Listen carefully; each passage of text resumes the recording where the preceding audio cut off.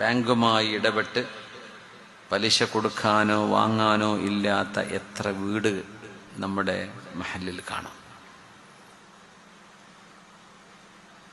നമ്മുടെ വീടിൻ്റെ ആധാരം, സ്ഥലത്തിൻ്റേത്, ഗോൾഡ്, ഓർണമെന്റ്സുകൾ, ഇതൊക്കെ കൊണ്ടുപോയി പണയപ്പെടുത്തി പലിശ വാങ്ങിക്കാത്ത എത്ര വീടുകൾ നമ്മുടെ നാട്ടിലുണ്ടാവും മുസ്ലിമീങ്ങളുടെ. അത് നമ്മൾ പറയും പലിശ എന്നത് വൻപാപങ്ങളിൽപ്പെട്ട പാപമാണ്. അതിലേറ്റവും ചെറുത് എന്ന് പറയുന്നത് സ്വന്തം മാതാവിനെ വ്യഭിചരിക്കുന്നതിനോളം ഗുരുതരമാണെന്ന് പുണ്യ നബി സല്ലല്ലാഹു അലൈഹി വസല്ലം. എന്നാൽ ചെറിയ പലിശ നമ്മൾ പറയില്ലേ, അവിടെ പലിശ കുറവാണ്, ആ ചെറുത് ഇത്ര ഗുരുതരമാണ്. അപ്പൊ അത് കൊടുക്കുകയും വാങ്ങിക്കുകയും ഒരു മടിയുമില്ലാതെ പലിശ തരാം, മാസാമാസം ഇത്ര അടച്ചു തരാം, അത് അടച്ചു തീർത്താൽ പിന്നെ വേറൊന്ന് കൊണ്ടുപോയി വെക്കും. അപ്പൊ തന്നെ ചിലക്കിതൊരു ലഹരിയാണ്.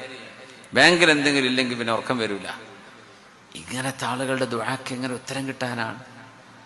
വമത്അമുഹു ഹറാം വമൽബസുഹു ഹറാം വഗുദിയ ബിൽ ഹറാം ഫഅന്നാ യുസ്തജാബു ലഹു.